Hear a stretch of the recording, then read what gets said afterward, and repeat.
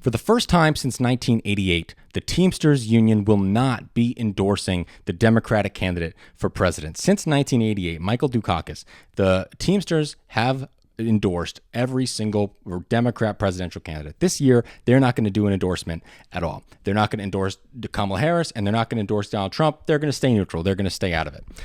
This is a shocking result. Okay. Apparently, Sean O'Brien has said it's being driven by the internal polling of what Teamster union members think. So let's look at those internal polls that they published. When Biden was still running for office, Biden had the support of 44% of Teamster union members. Trump had about 36% support.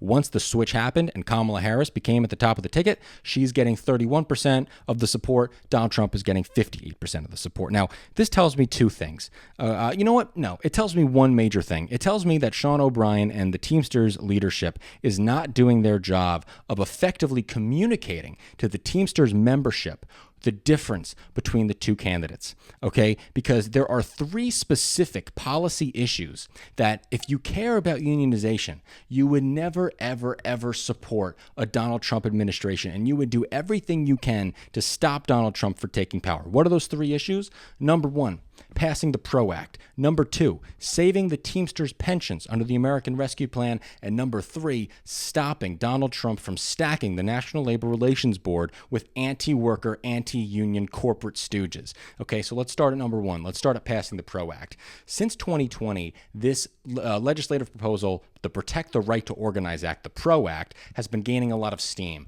nationally. Okay, and what this does is it makes it easier for workers to join a union. It makes it easier for workers to join a union. It makes it easier for for the NLRB to hand out penalties to companies who union bust, who punish workers for organizing, all the stuff. It's about protecting the right to organize, making sure that every worker in the United States has the ability to do collective bargaining if they vote and want to do so.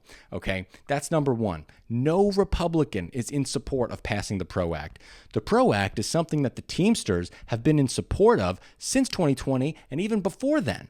But now, all of a sudden, even though not a single Republican, not J.D. Vance, not Josh Hawley, and most certainly not Donald Trump, they don't want to pass the legislation the Teamsters want, but somehow the Teamsters leadership isn't talking about that. Let's move on to point number two. Under the American Rescue Plan, the Democrats won the House, they won the Senate, they won the presidency in 2020, and the first thing they did was pass the American Rescue Plan. What did that do? It increased and expanded unemployment benefits. It handed out $1,400 checks to everybody who were struggling. It increased food assistance. It increased child care subsidies. It gave money to local and state governments so that they could build more infrastructure projects. I'm involved in local government. I know how much the American Rescue Plan funding specifically impacted my community. I helped allocate a little bit of that money. I know that it went to building sidewalks and all the rest. So trust me when I say that that was a massive boost to economic activity across the country. And so when I look at another aspect of the American Rescue Plan was it saved Teamsters pensions. Following the pandemic, following COVID, there were companies who had pensions with the Teamsters union that were failing to meet their obligations. They were going to collapse. They were going to have to cut benefits for tens, if not hundreds of thousands, if not tens of thousands of Teamster union members.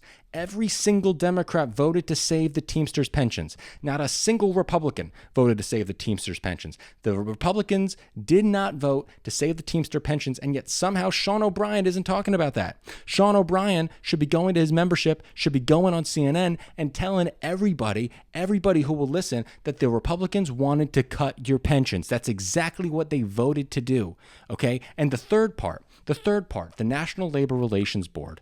When Donald Trump was in office, he appointed corporate stooges to the National Labor Relations Board, the NLRB. That is vitally important for the right of workers like you and me to collectively bargain. Okay, if you want to have the ability to collectively bargain, you have to have a functioning government agency that's going to be working overtime to protect your right to do so. An agency that's going to have the union elections on time in a fair way, be able to send out advisors to help workers organize, and not help workers organize, but mediate the organization and the bargaining. Okay, the NLRB needs to be able and needs to want to listen to complaints coming in from workers about mistreatment of union organizing activities by companies. When Donald Trump was in office, union elections went down the drain because he appointed corporate stooges to the NLRB, and they didn't want to have elections, and workers did not have allies within the NLRB. When Joe Biden took office, we saw spiking activity in the amount of union elections in the United States. A massive spike in activity, okay? This is a direct result of Joe Biden kicking out the corporate stooges that Donald Trump put in there and putting in new officials who wanted to do the work and wanted to expand the right of collective bargaining to every worker who wanted it here in America. Sean O'Brien isn't talking about that. Sean O'Brien isn't going on TV, and he's not saying that Donald Trump wants to gut the NLRB. I don't know why. I don't know why Sean O'Brien went to the Republican National Committee and gave a speech about how bad corporate greed is to a room full of people who wants to cut the corporate tax rate and raise tariffs, which are taxes on the rest of us. Okay, I don't understand why he went out and gave that speech, but he did. And so now Sean O'Brien is running away from, I guess, his principles by not endorsing Kamala Harris and trying to stop another Donald Trump administration who would have voted to kill Teamsters pensions. Okay, in addition to this, Donald Trump has gone off how he might be open to the idea of a national right to work piece of legislation.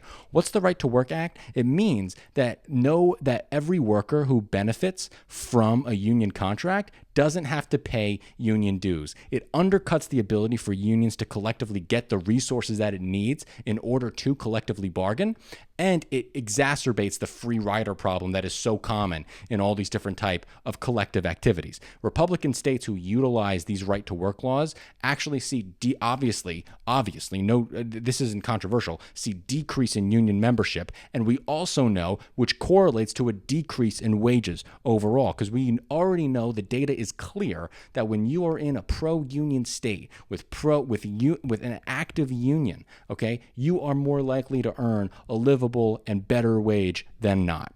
And Donald Trump floated that he might pass something like that nationally. So what is Sean O'Brien doing?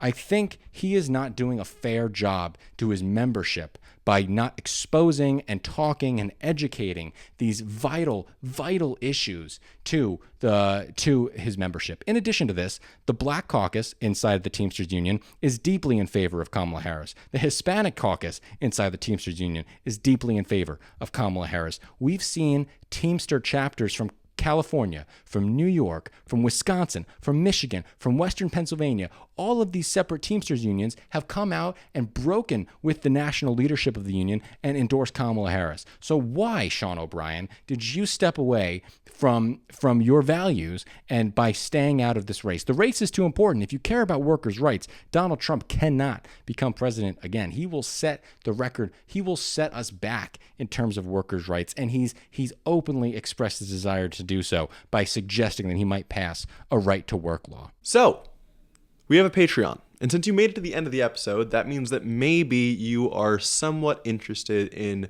the content we make, which, let me say, that's awesome. That's so cool that you think that we have good takes enough for you to watch our stuff. That means a lot. Thank you so much. You're probably wrong, but we'll take it. If you want to support the show, and we post exclusive content on there, so if you want to see more of that, see us go deeper onto a few other topics, maybe some of the stuff we post on there is stuff that we think the normies on YouTube might be a little bit less interested in, but the nerds that want to go to Patreon are more interested in. Feel free to check it out. There's going to be a link in the video description. There's a link in the channel description as well. Perfect. We would super appreciate it. Love you guys.